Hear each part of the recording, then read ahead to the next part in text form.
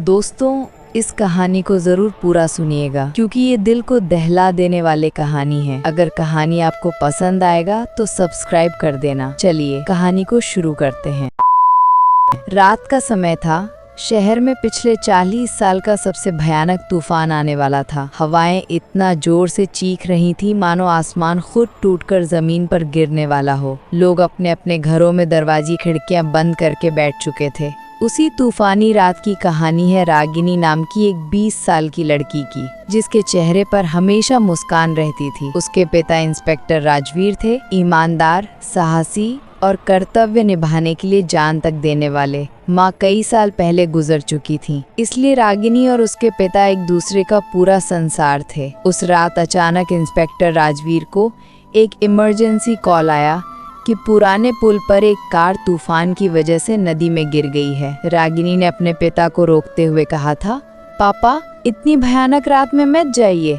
लेकिन राजवीर ने मुस्कुराकर कहा, बेटा कोई मुसीबत में है, मैं कैसे न जाऊं। और वो निकल गए। ये उनकी आखिरी बातचीत थी, लेकिन उन्हें इसका पता नहीं था।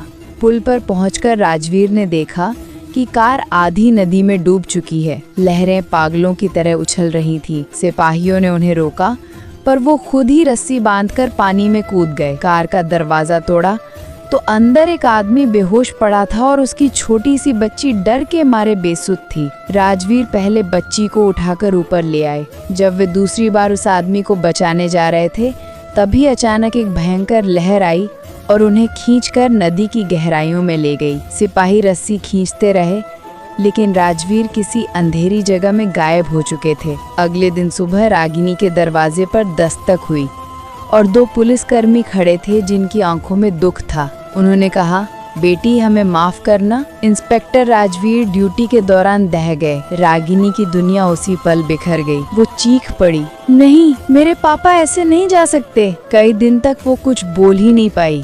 1 हफ्ते बाद पोस्टमैन आया और बोला, ये चिट्ठी आपके पापा ने तूफान से 1 दिन पहले भेजी थी। रागिनी ने कांपते हाथों से चिट्ठी खोली। उसमें लिखा था, रागिनी अगर तुम ये चिट्ठी पढ़ रही हो तो शायद मैं तुम्हारे साथ नहीं हूँ, लेकिन याद रखना मैं अपनी ड्यूटी से पीछे नहीं हटूंगा, चाहे मेरी जान चली जाए। तुम मेरी सबसे बड़ी ताकत हो। आगे अचानक सच्चाई बदल गई। राजवीर ने लिखा था, तुम्हारी माँ बीमारी से नहीं मरी थी, वो एक केस की गवाही देने वाली थी, इसलिए उन्हें मार दिया गया था और मैं 5 साल से उन्हीं लोगों को ढूंढ रहा हूँ। अगर मेरे साथ कुछ हो जाए तो उस फाइल को मत खोलना, वो लोग बहुत खतरनाक हैं। रागिनी रो पड़ी, लेकिन कहानी यहीं खत्म नहीं हुई। कुछ दिन बाद वही बच्ची जिसकी जान उसके पिता ने बचाई थी, उसकी माँ रागिनी के घर आई और बोली, तुम्हारे पापा सिर्फ मेरी बेटी को नहीं तुमको भी बचाना चाहते थे। रागिनी घबरा गई और पूछा,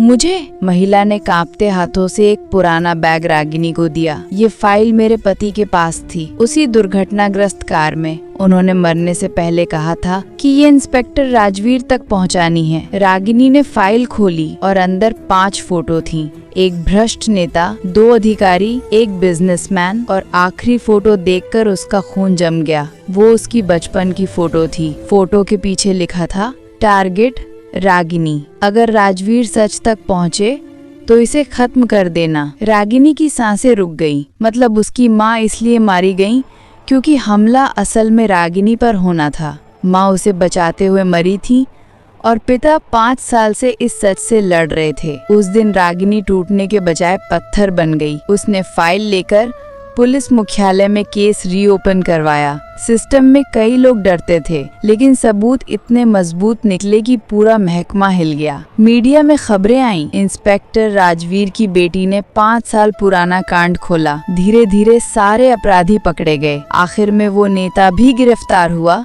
जिसने रागिनी को बचपन में मारने का प्लान बनाया था। कोर्ट में खड़े होकर रागिनी ने अपने पिता का बैज और माँ की फोटो पकड़े हुए कहा, ये जीत मेरी नहीं, उन दोनों की है जिन्होंने मुझे सिखाया कि तूफान कितना भी बड़ा हो, सच उससे बड़ा होता है। कोर्ट में तालियां गूंज उठी। सरकार ने इंस्पेक्टर राजवीर को मरणोपरांत बहादुरी पुरस्कार दिया। रागिनी ने अपने पिता की चिट्ठी का आखिरी वाक्य पढ़ा, अगर मैं ना रहूं तो सच का साथ मत छोड़ना, क्योंकि सच कभी मरता नहीं है। हॉल में इतनी शांति छा गई कि पिन गिरने की आवाज सुनाई देती। लोगों की आंखों से आंसू निकल पड़े। रागिनी ने उस रात साबित कर दिया कि कुछ कहानियां दर्द नहीं हिम्मत से लिखी जाती हैं। और उसी तूफान की रात एक बेटी ने अपने पिता का अधूरा सच पूरा किया। जिंदगी कभी भी सिर्फ तूफान नहीं होती, कभी कभी तूफान हमें योद्धा भी बना देता है। अगर आपको ये कहानी पसंद आया है तो लाइक सब्सक्राइब जरूर करें और कमेंट में बताओ